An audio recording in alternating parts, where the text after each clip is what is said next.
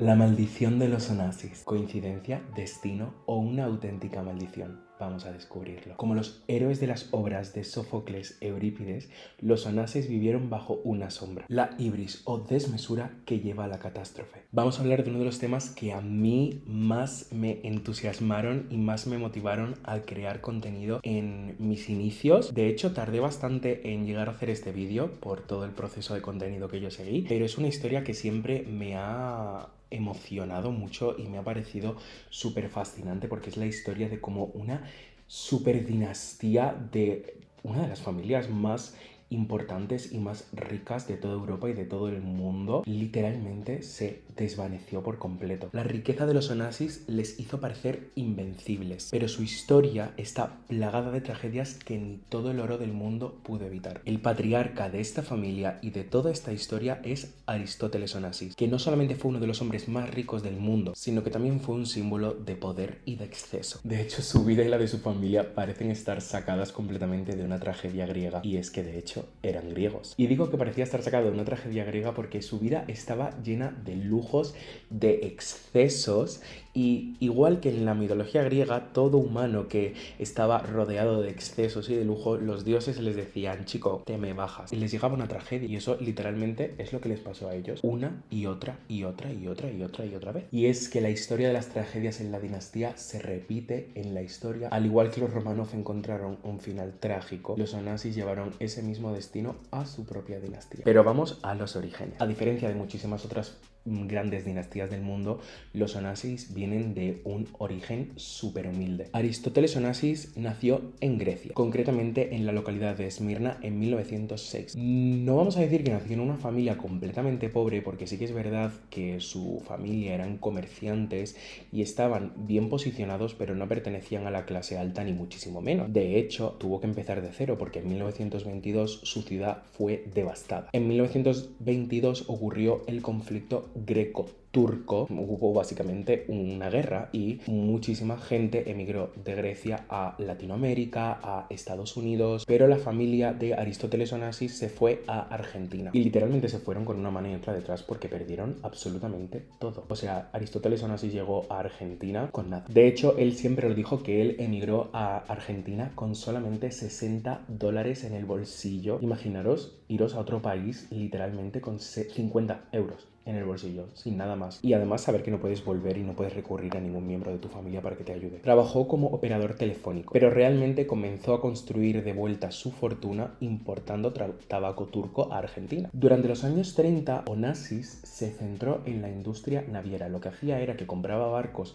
que estaban bastante mal a un precio muy bajo y él los renovaba y los vendía a grandes empresas. Incluso también muchos de ellos los gestionaba él mismo arrendándolos. De esta forma empezó a hacer bastante dinero. La clave fue cuando logró hacer esto con petroleros. Y es que de hecho en su apogeo su flota era tan grande que su PIB rivalizaba con el de algunos países pequeños. Si los Onassis eran los modernos argonautas, Aristóteles claramente fue su Jasón, ambicioso, carismático y dispuesto a todo por el oro. De hecho, puede que muchos de vosotros conozcáis a Aristóteles Onassis por sus famosos romances con también muy famosas mujeres, como por ejemplo María Callas, a la que rompió el corazón y por eso falleció, o Jackie Kennedy, Jackie Onassis, que fue la difunta viuda de JFK. Y todo eso es parte de esta gran tragedia, pero poco a poco. Porque hasta este punto dirás, vale, muy bien, un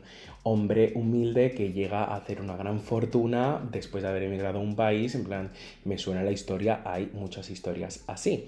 Y efectivamente, lo que pasa es que Aristóteles Onassis comenzó a rodearse de la gran jet set del mundo, realeza, millonarios, otros empresarios, pero realmente las tragedias están ligadas a su propio linaje y su propia familia. Hasta ahora tenemos la clean slate, hasta ahora no hay ningún tipo de tragedia, pero vamos allá con la primera. Alexander Onassis, el hijo perfecto. Alexander Onassis fue el primogénito de Aristóteles Onassis. Nació en 1948 y literalmente era el orgullo de su padre. Tenía un carácter decidido y literalmente todo el mundo veía en él el heredero perfecto para la dinastía de los Onassis y todos los hopes, todas las esperanzas de su padre estaban puestas en él. Sin embargo, la relación con su padre estaba marcada por tensiones, no se llevaban del todo todo bien. Imaginaros a Aristóteles Onassis, un hombre que había venido de la más pura humildad, que había construido todo un imperio, tiene un primogénito, con lo que eso suponía en su día tener un heredero. Digamos que Aristóteles Onassis siempre fue un padre muy controlador y aún más con su primer hijo varón. Ocurre que Alexander tenía otras inquietudes, tenía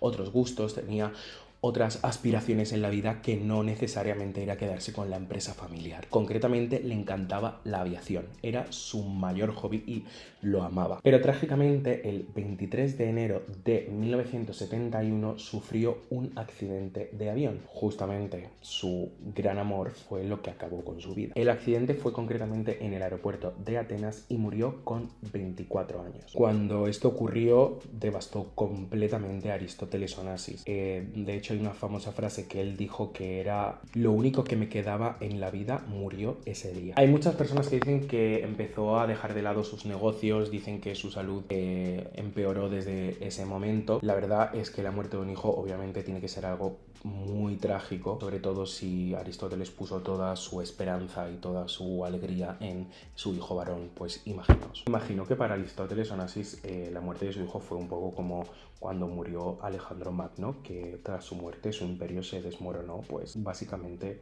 fue el inicio del fin. Vamos a la tragedia número 2, Cristina Onassis. Cristina Onassis seguro que es un nombre que habéis escuchado en algún sitio porque es una de las grandes herederas de la historia, con una de las historias más trágicas. Cristina Onassis fue hija de Aristóteles Onassis, también nació en 1950, y la cuestión es que se convirtió en la heredera principal de la fortuna Onassis tras la muerte de su hermano Alexander. Pero en ningún momento Cristina puso el foco de su vida en la empresa de su padre. De hecho, llevó una vida de excesos muy trágica y con una salud mental muy inestable, provocada principalmente por su familia y por todo el entorno que la rodeaba. Cristina se casó y se divorció 4 veces. 4 divorcios muy públicos. Cristina estaba literalmente siempre en el ojo del huracán, con toda la prensa detrás, salían todos los periódicos, principalmente tras la muerte de su hermano. Imaginaros lo que eso suponía para ella. Literalmente era como la reina de la controversia internacional muchos años antes de que llegara Paris Hilton como una heredera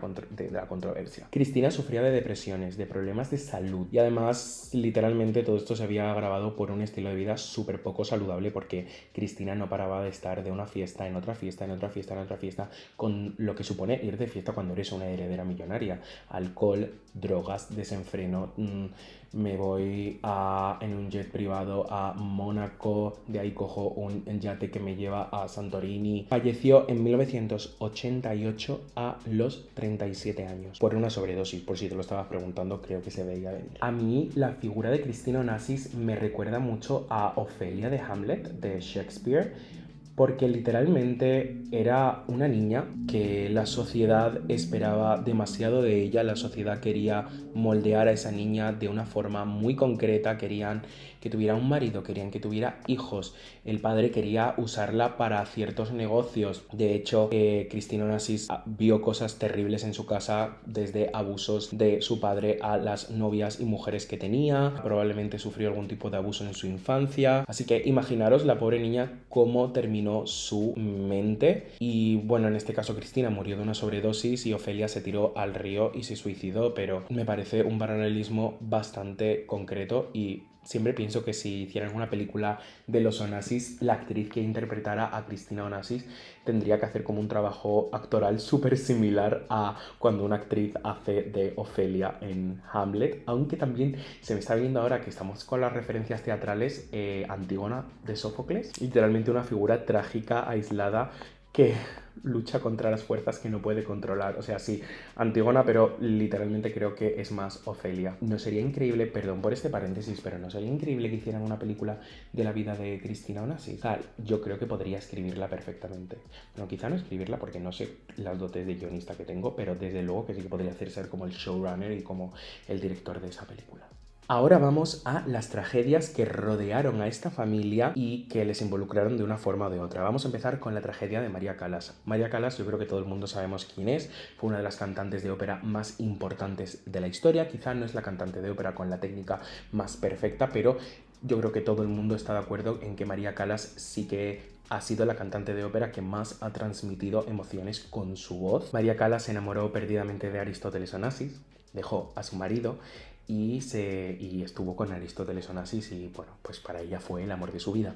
¿Qué ocurrió? Que Aristóteles Onassis conoció, estando con María Callas, a Jacqueline Kennedy, que era la reciente viuda de JFK. John F. Kennedy literalmente había muerto asesinado de un tiro en un coche y Jackie Kennedy empezó a viajar por el mundo en su nueva vida de soltera, conoció a Aristóteles Onassis y empezaron a estar juntos. Aristóteles Onassis le puso los cuernos a María Callas, algo que ella sufrió hasta tal punto que se dice que María Callas es de las pocas personas que se conoce que ha fallecido de un corazón roto. Después tenemos a las hermanas Livanos. No quiero entrar en muchos detalles porque quiero hacer un vídeo concretamente sobre ellas, pero eran dos hermanas herederas súper millonarias que se casaron con dos enemigos, Tina Livanos y Eugenia Livanos, ¿ok?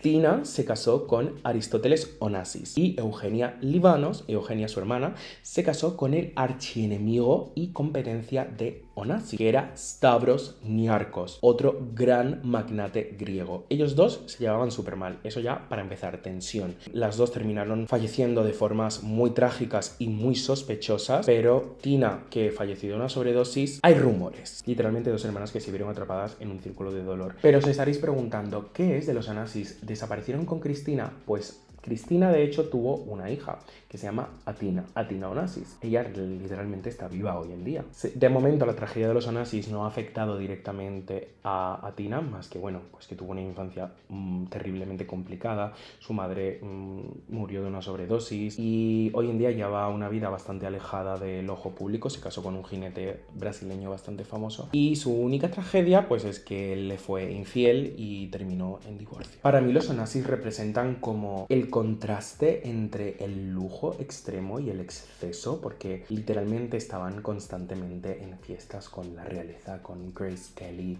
tenían el yate más grande del mundo que se llamaba Cristina Onassis, pero a la vez tenían emocionalmente tan poco. Entonces es un poco como eso, el contraste entre el lujo absoluto y estar emocionalmente absolutamente vacíos y tener una familia completamente destruida, aunque mientras estaban vivos pues aparentemente todo estaba bien, pero debajo de eso, Aristóteles Onassis maltrataba a María Callas, literalmente todo una jaula de oro, pero una jaula terrible donde sucedían cosas absolutamente horrorosas. Quizá la tragedia no sea una maldición, sino un recordatorio de que el dinero, obviamente, no da la felicidad. Y diréis, el dinero sí da la felicidad. Obviamente el dinero ayuda a la felicidad, pero no significa que porque tengas dinero y tengas absolutamente todas las cosas materiales del mundo, vas a ser feliz.